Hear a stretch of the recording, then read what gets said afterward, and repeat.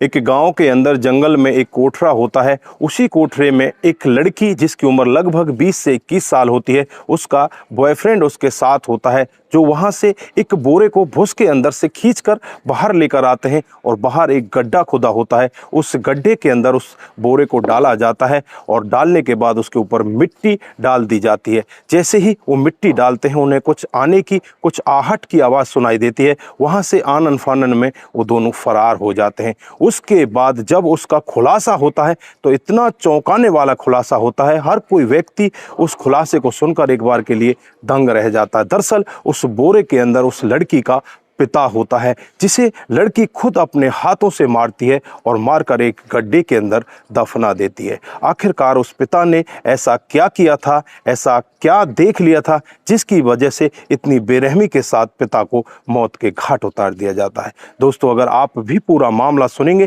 तो एक बार के लिए आप भी सोचने के लिए मजबूर हो सकते हैं। आइए दोस्तों, जानते हैं पूरा मामला क्या था। नमस्कार, जय हिंद। आप देख रहे हैं APH न्यूज़ राहुल रावत के साथ। तो दोस्तों, आज की जो हकीकत की घटना आपको बताने जा रहा हूं, उत्तर प्रदेश में एक ज़िला पड़ता है मेरठ और इसी का बहसूमा राहावती गांव पड़ता है। ये बहसूमा राहावती गांव की हकीकत की घटना है। 6 नवंबर 2022 का वाक़या होता है। गांव के ही लोग खेतों पर जाते हैं तो जाकर देखते हैं एक कोठरे के सामने एक नया गड्ढा खुदा हुआ है और उस गड्ढे के अंदर से बहुत ज़्यादा बदबू आ रही है और उसमें से कुछ मानव कंकाल दिखाई दे रहे हैं।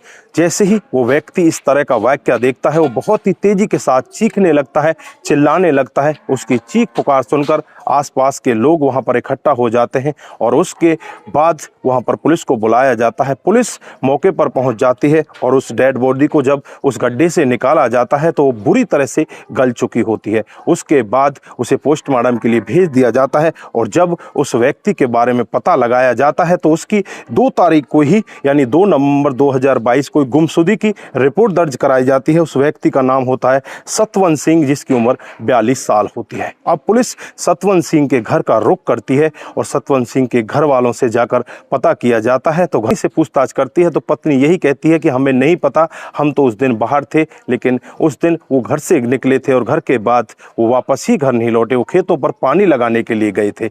लेकिन जब उसके बाद और घर वालों से पूछताछ की जाती है तो कहीं से भी कोई खुलासा नहीं हो पाता। उसके बाद आसपास के लोगों से भी पूछताछ की जाती है, आसपास का कोई भी व्यक्ति बताने के लिए तैयार नहीं होता। उसके बाद जो इसकी बेटी होती है, जिसका नाम होता है सिमरन, उम्र 22 साल होती है, उससे पूछा जाता है तो सिमरन भी इधर उधर की बातों से घुमाने लगती है। लेकिन पुलिस के सवालों के आगे वो घिरती हुई दिखाई देती है और सवालों के घेरों में इस तरह से घिर जाती है, वो एकदम से अपना खुलासा करने लगती है और सारा कुछ वाक़या सही सही बताने लगती है। वो बताती है कि साहब, आज से 12 साल पहले मेरी माँ इस व्यक्ति से शादी करके आती है, क्योंकि मेरी माँ इस व्यक्ति की, जो मेरे पिता हैं जिनका नाम सतवंत सिंह है, इनकी दूसरी शादी होती है।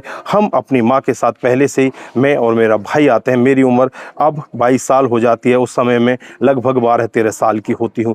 ये मुझे पिता का दर्जा देते हैं। इनके पास धन दौलत की कोई कमी नहीं होती, इसलिए घर पर एक नौकर को रखा जाता है। नौकर का नाम होता है आशीष और उसको 7,000 रुपये में रखा जाता है।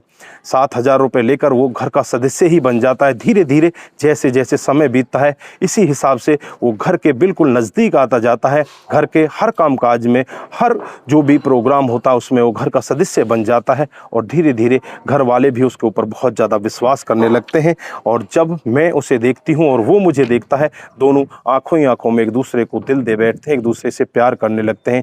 धीरे धीरे ये वाक़या चलता रहता है। किसी को कानों कान खबर नहीं होती, ना तो पिता को, ना माँ को, ना भाई को, किसी को कुछ भी पता नहीं चलता। एक दिन का वाक़या होता है, आज से 15 दिन पहले का वाक़या होता है, जब पिता बाहर गए हुए थे। घर पर कोई भी नहीं था, माँ भी नहीं थी। घर पर मैं और वो नौकर जिसका नाम आशीष होता है वही होता है। हम दोनों एक ऐसे संबंधों में होते हैं जैसे कि पति पत्नी होते हैं।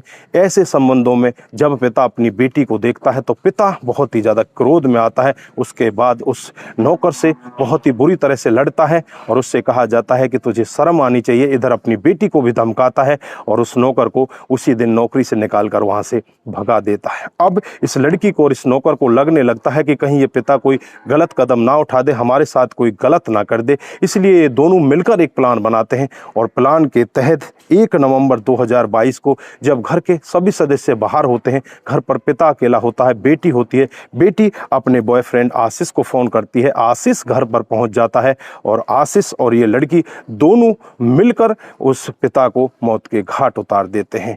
उसको गला दबाकर वहीं पर तड़पा तड़पा कर मार डालते हैं। उसके बाद एक बोरा लिया जाता है, बोरे के अंदर पिता की डेड बॉडी को बंद किया जाता है और उसे भूसे के एक कमरे में बंद कर दिया जाता है। उसके 2 दिन बाद इन्हें लगता है कि अब इसमें बदबू आने लगी है, क्यों ना अब इस डेड बॉडी को दफना दिया जाए। जंगल में एक कोठरा के सामने ही एक गड्ढा खोदा जाता है और उस गड्ढे में मिट्टी निकालकर अपने पिता की डेड बॉडी को दफनाने वाले हो। तभी इनको भनक लगती है कि शायद कोई आ रहा है। तब तक ये पूरी तरह से उसे दफना नहीं पाते, उसके हाथ वगैरह बाहर रह जाते हैं, जिसकी वजह से लोगों के सामने इस मामले का खुलासा होता है। 1 नवंबर 2022 को इस व्यक्ति को मारकर भूसे के अंदर दफनाया गया था। उसके बाद 6 नवंबर 2022 को इस सब का खुलासा होता है।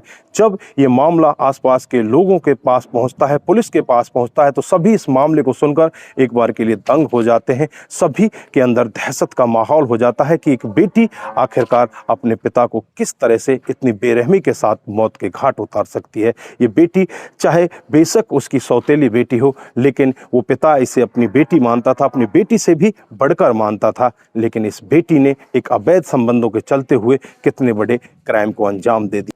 पुलिस तुरंत ही एक्शन मोड में आती है और इस लड़की जिसका नाम सिमरन होता है, इसे भी गिरफ्तार कर लेती है और इसका जो बॉयफ्रेंड इनका घर का नौकर होता है आशीष, उसे भी गिरफ्तार कर लिया जाता है। इन दोनों को गिरफ्तार करके इनके खिलाफ तमाम धाराएं लगा दी जाती हैं और इन दोनों को जेल के अंदर बंद कर दिया जाता है। दोस्तों, इस घटनाक्रम को सुनाने का उद्देश्य सिर्फ आपको जागरूक करना है, आपको बताना है कि हमारे समाज में इस तरह की घटनाएं भी हो रही हैं। दोस्तों, आज के लिए बस इतना ही। फिर मिलते हैं किसी नए मूड के साथ। तब तक के लिए आप अपना ख्याल रखें, अपने परिवार का ख्याल रखें, सतर्क रहें, सावधान रहें और ऐसे क्राइम को अपने आसपास ना होने दें।